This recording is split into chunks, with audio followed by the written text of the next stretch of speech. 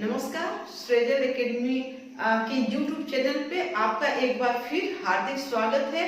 आइए देखिए, आज हम लोग जो हम लोगों का एनटीपीसी ग्रुप डी का जो 10 का डोज अब डेली चल रहा था, उसमें आज विज्ञान से संबंधित जो क्वेश्चन जीव विज्ञान से संबंधित आ चुके हैं प्रश्न आपके एग्जाम में, उन्हीं प्रश्नों पर एक नजर डालते हैं ताकि आपका वो प्रश्न रिवाइज रहे और रिवीजन वाले प्रश्न से भी आपके एग्जाम में बहुत सारे क्वेश्चन बार बार उन प्रश्नों को बनाया जाता है। तो देखिए, पहला क्वेश्चन जो है साइंस से हमारा क्या बन रहा है, रिकेट्स एक बीमारी है। रिकेट्स एक बीमारी है, तो रिकेट्स कैसी बीमारी है, रिकेट्स हड्डियों की बीमारी है। कैसी बीमारी है, हड्डियों की बीमारी है। इस सूखा नामक रोग भी कहा जाता है, सूखा नामक रोग, ठीक है। सूखा रोग किसको कहा जाता है, रिकेट्स को कहा जाता है। और रिकेट्स कैसी बीमारी है, किसकी बीमारी है, तो ये हड्डियों की बीमारी है। हड्डियां एकदम पतली हो जाती हैं, टेढ़ी मेढ़ी, इसे रिकेट्स कहा जाता है। इसीलिए कहा जाता है छोटे बच्चों की मालिश जो है धूप में की जाए ताकि भरपूर मात्रा में उन्हें विटामिन डी मिल सके और डी से आपकी हड्डियां मजबूत होती हैं। तो रिकेट्स किसकी बीमारी है, तो हड्डियों से संबंधित बीमारी है। देखिए, ये आरआरबी जो है इलाहाबाद एग्जाम में ये क्वेश्चन पूछ चुका है, तो इसको आप लोग ध्यान रखिएगा। नेक्स्ट जो हमारा क्वेश्चन बन रहा है, धनुष टंकार का क्या अर्थ होता है। देखिए, बहुत इंपॉर्टेंट क्वेश्चन है, धनुष टंकार का क्या अर्थ होता है। तो धनुष टंकार क्या है, टिटनेस है। धनुष टंकार क्या है, यानी टिटनेस है। धनुष टंकार टिटनेस नामक बीमारी का जो अर्थ है धनुष टंकार का, उसे टिटनेस कहा जाता है। आप धनुष टंकार यदि एग्जाम में पूछ ले तो आप कंफ्यूज मत होइएगा, ये टिटनेस है। टिटनेस नामक बीमारी जो है उसी को धनुष टंकार कहा जाता है। ये क्वेश्चन आरआरबी बेंगलोर में 2016 में पूछा हुआ प्रश्न है, ठीक है। ये टिटनेस से संबंधित है। तो टिटनेस, देखिए टिटनेस जो होता है क्लास्ट्रीडियम, यानी टिटनेस जो है क्लास्ट्रीडियम टिटेना, क्लास्ट्रीडियम टिटेनी, याद रखिएगा।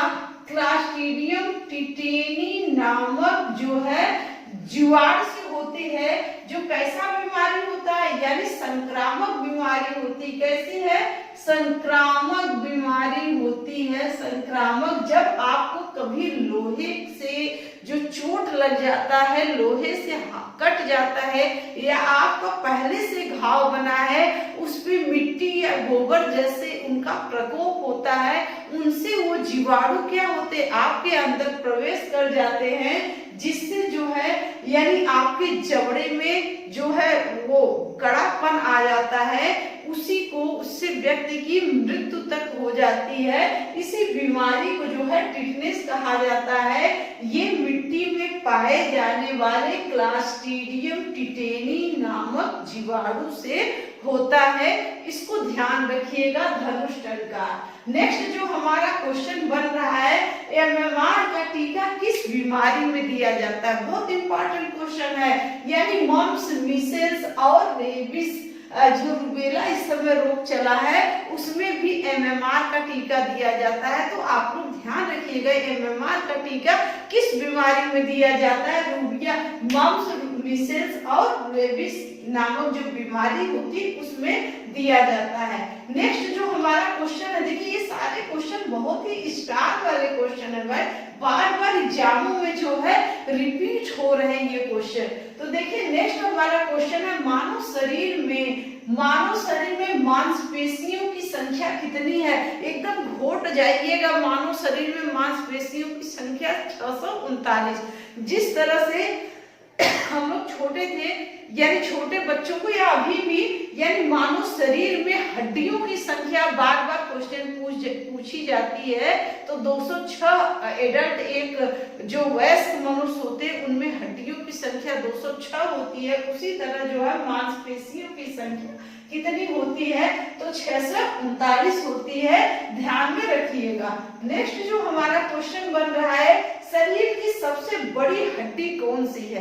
तो शरीर की सबसे बड़ी हड्डी फीमर की हड्डी है, जो जांघ में पाई जाती है। जांघ में पाई जाती है यानी पैर के ऊपरी जो हिस्सा होता है जांघ, उस जांघ की हड्डी का जो फीमर हड्डी होती है वो सबसे बड़ी हड्डी होती है।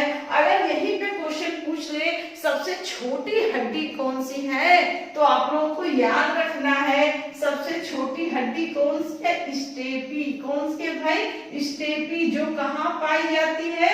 जो आपके कान में पाई जाती है। स्टेपी सबसे छोटी, मानव शरीर की सबसे बड़ी हड्डी फीमर और सबसे छोटी हड्डी स्टेपी। ठीक है, नेक्स्ट हमारा क्वेश्चन बन रहा है, मानव मस्तिष्क कितने ग्राम का होता है? देखिए याद रखिएगा, आरआरबी भोपाल में पूछ चुका है। मानव मस्तिष्क जो मानव गुहा में स्थित होता है उसका जो वजन होता है वो लगभग 1400 ग्राम होता है। मानव मस्तिष्क का जो वजन है वो लगभग 1400 ग्राम होता है। इसको ध्यान में रखिएगा आप लोग। नेक्स्ट देखिए हमारा जो क्वेश्चन बन रहा है, नेक्स्ट पेस मेकर। एकदम रट डालिएगा इस क्वेश्चन को।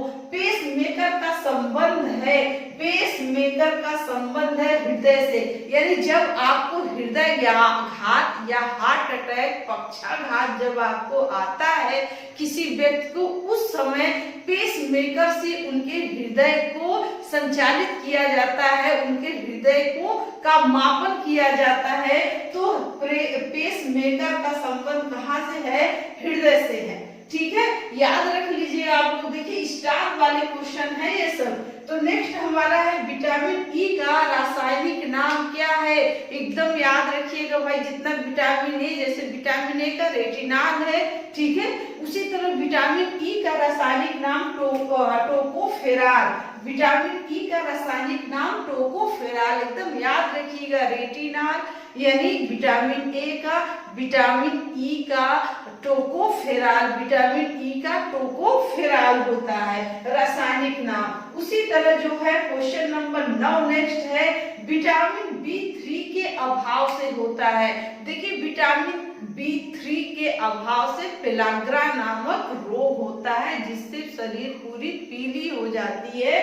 तो पेलाग्रा नामक रोग किससे होता है? विटामिन B3 के अभाव से होता है। अब आपके दिमाग में होगा विटामिन B1, ठीक है, B1, तो क्वेश्चन बन सकता है बेरी बेरी रोग किस कमी से होता है? वही अगर सीरीज में दोनों क्वेश्चन दे दे, विटामिन बी की कमी से और विटामिन B3 और B1, तो आप कंफ्यूज हो जाएंगे। इसलिए इसको बार बार रिवाइज करिए। विटामिन B3 के कमी से आपको अभाव में पेलाग्रा और बेरी बेरी रोग किस विटामिन की कमी से होता है? तो विटामिन B1, यानी इसका रासायनिक नाम B1 का क्या है? थायमिन। यदि क्वेश्चन हो आ जाए बेरी बेरी नामक रोग किस विटामिन की कमी से होता है, अगर वहां थायमिन आ जाए तो आपको याद रखना है, ठीक है, क्योंकि इसका रासायनिक नाम थायमिन है। तो विटामिन B1 की कमी से बेरी बेरी, B3 के कमी से आपका पेलाग्रा नामक रोग होता है। विटामिन ए का रासायनिक नाम याद रखिएगा, तो रेटिनॉल, और विटामिन B1 का यानी थायमिन, और आपका जो है विटामिन ई का टोकोफेराल। ये जो क्वेश्चन है ये बहुत इंपॉर्टेंट है। तो 10 के डोज में आज इतना ही। यदि वीडियो पसंद आए तो लाइक शेयर सब्सक्राइब करना ना भूलें। Thank you.